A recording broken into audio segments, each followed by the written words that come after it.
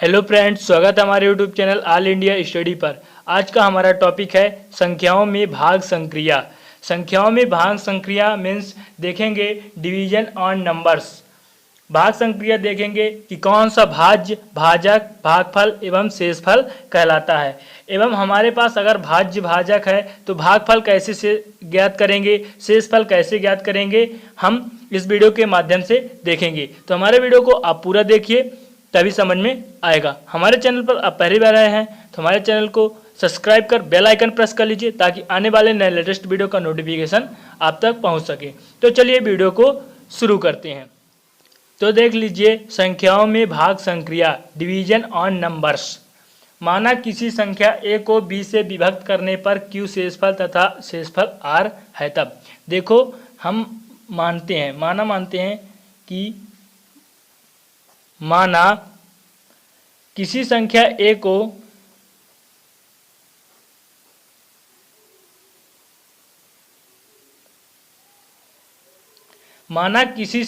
को b से विभक्त करने पर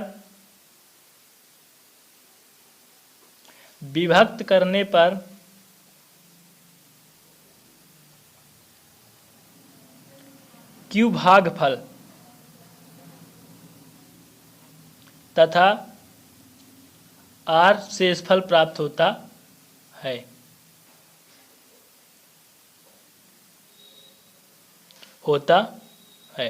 अच्छे से समझिएगा। तो क्या है कि माना किसी संख्या a को b से विभक्त करते हैं, मतलब कि किसी संख्या a है, कोई हमारे पास संख्या a है, उसको b से विभक्त करते हैं, मतलब भाग देते हैं। तो किसी भी संख्या को किसी संख्या से भाग देंगे तो एक भागफल प्राप्त होगा और हमको शेषफल प्राप्त होगा। क्या प्राप्त होगा? भागफल प्राप्त होगा और शेषफल प्राप्त होगा। तो a को b से अगर विभक्त करते हैं तो हमको जो भागफल है q प्राप्त होता है, माना कि, और शेषफल r प्राप्त होता है। क्या प्राप्त होता है? r प्राप्त होगा। देखिए, यहाँ माना माने हैं। क्या माने हैं? माना माने हैं कि माना किसी संख्या a को, अगर माना किसी संख्या a को हम b से विभक्त करते हैं तो भागफल q एंड जो शेषफल है r प्राप्त होता है। r प्राप्त होता है। अब इतना प्राप्त हो गया। जहाँ देख लीजिए कि जैसे हमने माना है कि a equal B Q plus are हो गया, a equal B Q plus r. जहाँ देख लीजिए कि शेषफल क्या होगा, शेषफल 0 से बड़ा होगा या 0 के बराबर होगा, 0 से बड़ा होगा या 0 से बराबर होगा। और b को क्या बोलेंगे? हम भाजक बोलेंगे। तो भाजक से छोटा होगा। क्या होगा? भाजक से छोटा होगा।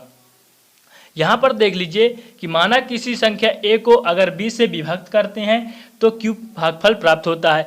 कोई भागफल प्राप्त होगा और कुछ ना कुछ शेषफल भी प्राप्त होगा। तो q भागफल प्राप्त हो गया और r शेषफल प्राप्त हो गया।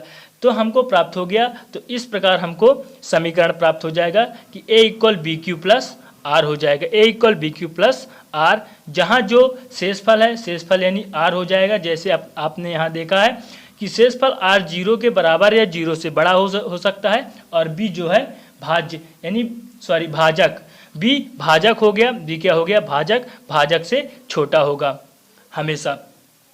तो यहाँ पर देख लीजिए कि जहाँ a इक्वल क्या हो जाएगा? a इक्वल हो जाएगा भाज्य। क्या हो जाएगा? a इक्वल हो जाएगा भाज्य। a इक्वल हो जाएगा भाज्य डिवाइडेंड हो जाएगा, और b इक्वल हो जाएगा भाजक। क्या हो जाएगा? भाजक हो जाएगा। इसको बोलते हैं डिवाइजर। और q इक्वल हो जाएगा भागफल। क्या हो जाएगा? भागफल हो जाएगा, यानी क्या हो जाए? क्वांटेंट। ये हो जाएगा। और फिर r इक्वल हो जाएगा रिमाइंडर या शेषफल।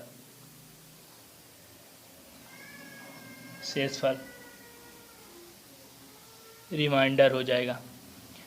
इस प्रकार आप समझ सकते हैं कि इस प्रकार हमको समीकरण प्राप्त हो गया a equal B Q plus r, जहाँ a इक्वल हो जाएगा भाज्य, b इक्वल हो जाएगा भाजक, q इक्वल हो जाएगा भागफल एंड r इक्वल हो जाएगा शेषफल।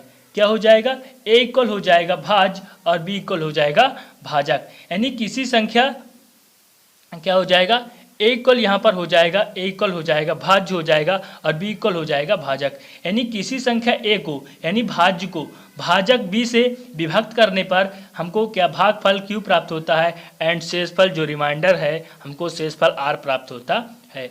तो इतना आपको समझ में आ ही गया होगा। और ये है कि जहाँ जो आर इक्वल यानी शेषफल है या कि 0 के बराबर या बड़ा हो सकता है एंड बी भाजक से छोटा होगा हमेशा। तो इतना आपको समझ में आ ही गया होगा। अब हम देखते हैं एक फार्मूला इससे प्राप्त होता है कि इस फार्मूले के माध्यम से अगर हमारे पास भाज्य है, भागफल शेषफल है तो भाजक ज्ञात कर सकते हैं। अगर हमारे पास भाजक भागफल भाज्य है तो शेषफल ज्ञात कर सकते हैं। तो इसका एक फार्मूला होता है, तो देख लीजिए क्या होता है फार्मूला। तो फार्मूला होता है भाज्य इक्वल होता है भाजक गुणे भागफल। क्या होता है? भाजक गुणे भागफल प्लस होता है शेषफल। क्या होता है? शेषफल। ये हो गया हमारा फार्मूला। जैसे कि आपने यहाँ शुरू में देख लिया है कि भाज्य क्या हो गया, ए भाज्य हो गया, भाजक बी हो गया और क्यू यहाँ पर गुणनफल में है यानी क्यू भागफल हो गया प्लस आर शेषफल हो गया। यानी इसका कुल मतलब ये हुआ कि A equal B into Q plus are हो गया। यानी इसको सॉल्व करेंगे तो क्या हो जाएगा, बी क्यू प्लस आर। ये हो गया। जहाँ हमने बताया कि जो शेषफल हो जाएगा 0 के बराबर या 0 से बड़ा हो सकता है एंड बी भाजक से छोटा होगा हमेशा। ये देख लीजिए, ठीक है। ये हो गया सूत्र। अब आगे देखिए कि भाग रूप में इसको इस प्रकार प्रदर्शित कर सकते हैं। यहाँ पर हो जाएगा बी, यहाँ पर हो जाएगा ए, यहाँ पर आर, यहाँ पर क्यू। जैसे कि आपने देख ही चुके हैं कि क्यू इक्वल होता है भागफल। क्या होता है? भागफल। आर होता है शेषफल एंड बी इक्वल होता है भाजक और ए इक्वल होता है भाज्य। क्या होता है? भाज्य। यानी किसी भी संख्या हो गया तो ए को बी से भाग देने पर यानी भाज्य को भाजक से भाग देने पर भागफल प्राप्त होता है क्यू और जहां शेषफल आर प्राप्त होता है। तो भाज्य ए को भाजक बी से भाग देने पर यहाँ पर भागफल क्यू प्राप्त होता है एंड आर शेषफल प्राप्त होता है। जहाँ पर इसका समीकरण हो गया, समीकरण आप देख चुके हैं कि ए इक्वल हो गया बी क्यू प्लस आर, जहाँ ए इक्वल हो गया भाज्य बी भाजक और क्यू हो गया भागफल आर शेषफल। जहाँ आर इक्वल देखे हैं कि जो शेषफल होता है 0 से छोटा 0 से बड़ा व 0 के बराबर एंड बी भाजक से छोटा होता है। अब इसके माध्यम से हम अब यहाँ पर पहला क्वेश्चन देख लीजिए कि 1043 को किसी संख्या से भाग देने पर भागफल 11 तथा शेषफल 20 प्राप्त होता है। तो भाजक ज्ञात कीजिए। क्या ज्ञात कीजिए? 1043 को किसी संख्या से भाग देने पर भागफल 11 एवं शेषफल 20 प्राप्त होता है। तो भाजक ज्ञात कीजिए। देखिए उसमें कितने होते थे? तो 4 होते थे। कौन कौन सा होता था? भाज्य, भाजक, भागफल एवं शेषफल। तो हमको क्या क्या दिया है? भागफल दे दिया एंड शेषफल दे दिया। भाजक हमको ज्ञात करना है और हमको भाज्य दे दिया है। तो सबसे पहले हम लिखेंगे हल।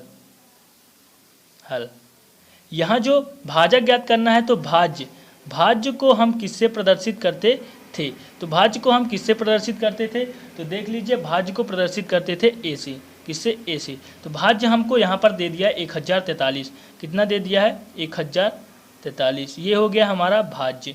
ठीक है। फिर इसके बाद कितना दिया है? भागफल। क्या दिया है? भागफल। तो भागफल कितना दिया है? देख लीजिए, भागफल दिया है हमको। भागफल को किससे प्रदर्शित करते थे? क्यू से प्रदर्शित करते थे।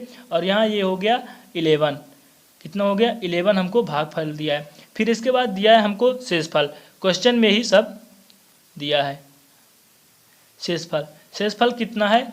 20। तो शेषफल को किससे प्रदर्शित किए थे? आर से। तो ये शेषफल हो गया 20 हो गया। फिर इसके बाद क्या ज्ञात करना है? भाजक। अब भाजक ज्ञात करना है। देखिए, भाजक को किससे प्रदर्शित किए थे? तो बी से प्रदर्शित करते हैं भाजक को। ये हमको ज्ञात करना है।